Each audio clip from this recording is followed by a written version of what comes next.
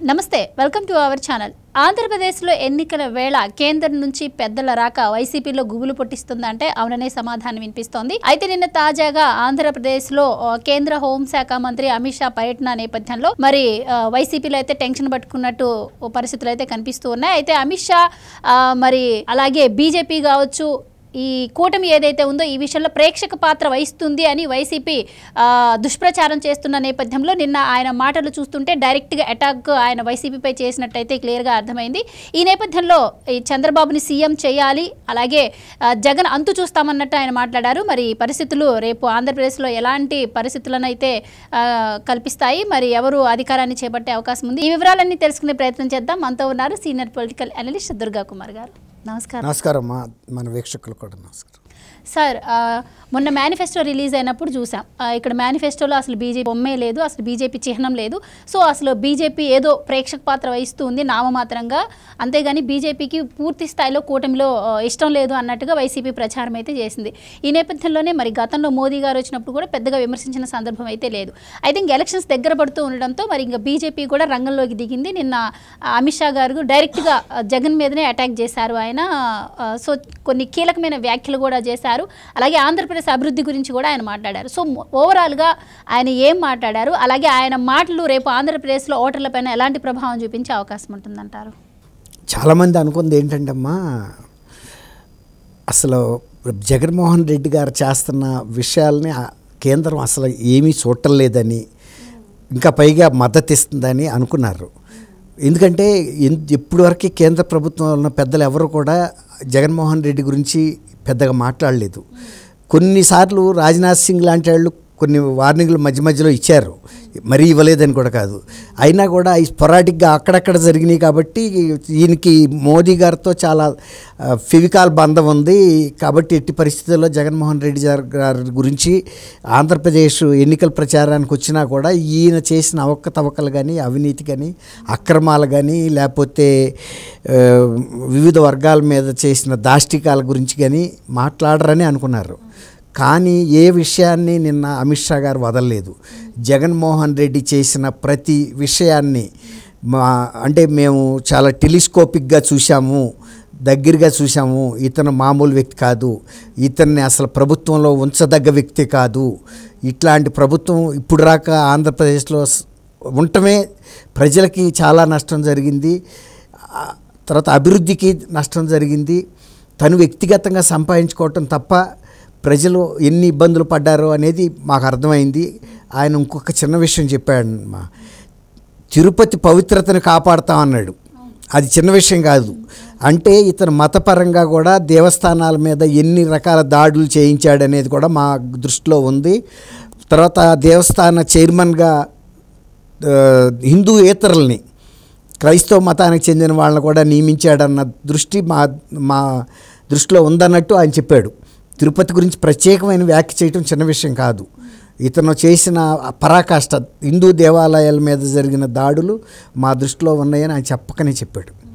అది కాకుండా ఆయన చెప్పింది కూడా గుండాగిరి అన్నాడు, అవినీతి అన్నాడు. గుండాగిరి అంటే ప్రతిపక్షాల మీద, ప్రజల మీద కూడా అసలు వీళ్ళు ఏ విధమైన విచక్షణ లేకుండా దాడులు చేశారు. దాని మూలాన ఎంతమంది ఐపీఎస్ ఆఫీసర్లు బదిలీ అయ్యారో మనం చూసాం. అసలు ఒక రాష్ట్ర ప్రభుత్వం ప్రజల మీద ఈ విధమైన గుండాగిరి చేయటం అనేది అసలు మనకు అంతు చిక్కని విషయం. అందులోనూ 151 సీట్లు ఇచ్చిన తర్వాత ఆయనకి ఎవరు శత్రువో ఎవరు మిత్రుడో కూడా తెలియని పరిస్థితుల్లో కేవలం ప్రజలనే టార్గెట్గా చేసుకుని ఆయన పరిపాలన సాగించాడు. అందుకనే ఆయన అన్నాడు ఇది గుండాగిరి ప్రభుత్వం అని. కాబట్టి లా అండ్ ఆర్డర్ ఇక్కడ బాగాలేదని కూడా చెప్పాడు. లా అండ్ ఆర్డర్ బాగాలేదు అంటే అది ఆ దాడులు ఎవరి మీద జరిగినట్టు? ప్రజల మీదే కదా. అసలు లా అండ్ ఆర్డర్ బాగోలన్నంత పరిస్థితి ఆంధ్రప్రదేశ్కి ఎందుకు దాపురిచ్చింది? ఆంధ్రప్రదేశ్లో సుస్థిరమైన ప్రభుత్వం ఉంది, వీళ్ళకేమీ పొలిటికల్ అస్థిరత లేదు. 151 సీట్లు నీకు ఇచ్చేశారు, తర్వాత అక్కడికి 22 సీట్లు ఇచ్చారు.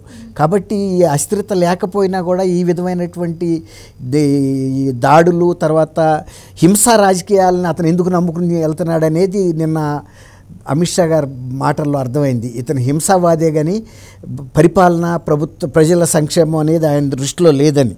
తర్వాత తెలుగు భాష గురించి కూడా ఈ మీడియం గురించి ప్రచారం చేశాడు కదా, తెలుగుదేశం ఏదో అడ్డం పడుతుందని. తెలుగు భాష ప్రాముఖ్యత మాకు తెలుసు. బీజేపీ ఉన్నంతకాలం తెలుగు భాష మృత భాషగా మారదని చెప్పాడు. దాన్ని సజీవంగా ఉంచుతామని చెప్పాడు. అది గొప్ప విషయం. అది ఆ రోజు ఎన్టీ రామారావు గారు తెలుగు భాషా సంస్కృతి గురించి ఎట్లయితే చెప్పాడో, గుజరాత్కు చెందిన వ్యక్తి కూడా ఇక్కడ తెలుగు భాషని అశ్రద్ధ చేస్తున్నారు, తెలుగు సంస్కృతిని చంపేస్తున్నారు, హిందూ మతాన్ని చంపేస్తున్నారు. ఈ విషయాలన్నీ కూడా ఆయన పరోక్షంగా ప్రస్తావించి మరి చెప్పాడు. హెచ్చరించినట్టు అయింది ఆయనకి. కాబట్టి మామూలు నిన్న హెచ్చరికలేని చిన్న విషయాలు కాదు.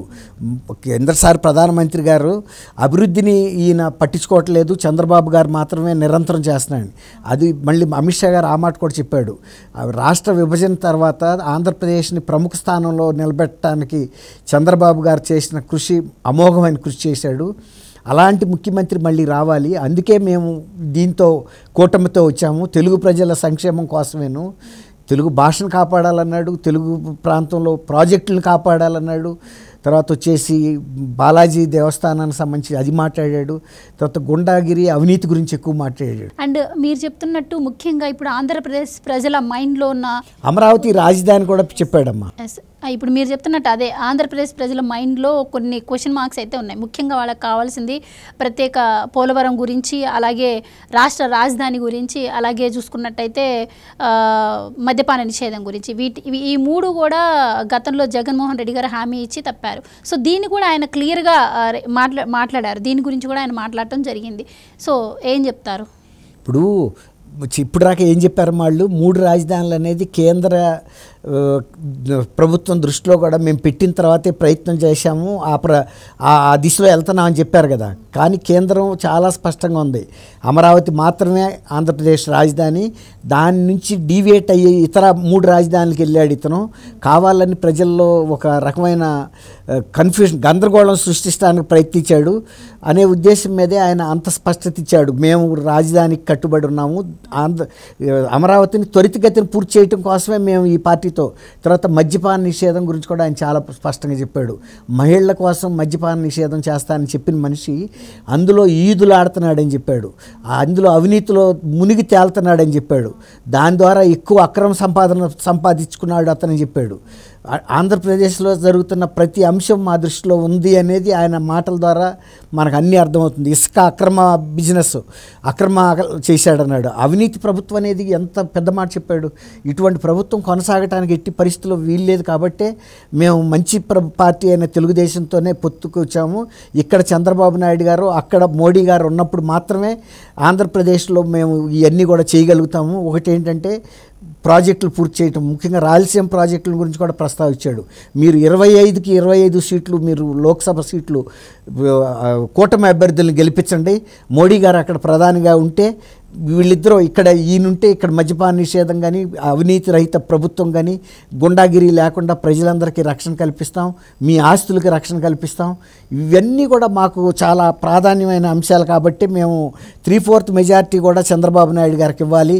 అంటే సుస్థిరమైన ప్రభుత్వం ఏర్పడి మాత్రమే సరైన దీంట్లోకి వెళ్తుంది అనేది ఆయన చెప్పాడు. అయితే ఈ నేపథ్యంలో మరి టీడీపీ అలాగే బీజేపీ జనసేన కూటమి మీద వైసీపీ ఏవైతే దుష్ప్రచారం చేస్తుందో వాటన్నిటికీ చెక్ పడినట్టే అనుకోవచ్చా? ఖచ్చితంగా. అది ఇంకోటి ఏం చెప్పాడంటే, చంద్రబాబు నాయుడు గారు పురోగతిలోకి రాష్ట్రాన్ని తీసుకెళ్తే 2014 నుంచి 19 వరకు, 19 నుంచి 24 లోపల రాష్ట్రాన్ని ఎంత అధోగతి పాలు పట్టించాలో, ఎంత నాశనం చేయాలో అంత నాశనం కూడా చేశాడు జగన్మోహన్ రెడ్డి. అది కూడా చెప్పాడు.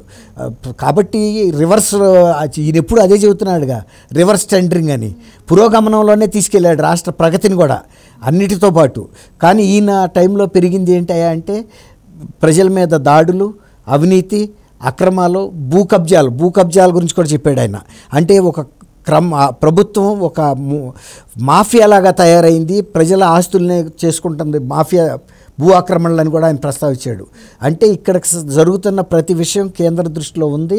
డెఫినెట్గా వీటన్నిటికీ చెక్ పెట్టాలంటే జగన్మోహన్ రెడ్డిని తొలగించడం ఏకైక మార్గం అని చెప్పేశాడు. ఎట్టి పరిస్థితుల్లోనూ మీరు జగన్మోహన్ రెడ్డిని పంపాలి, అదే మా జయం అని. Right sir, thank you sir. Thank you అమ్మా గోవర్ధన, మన వీక్షకులు.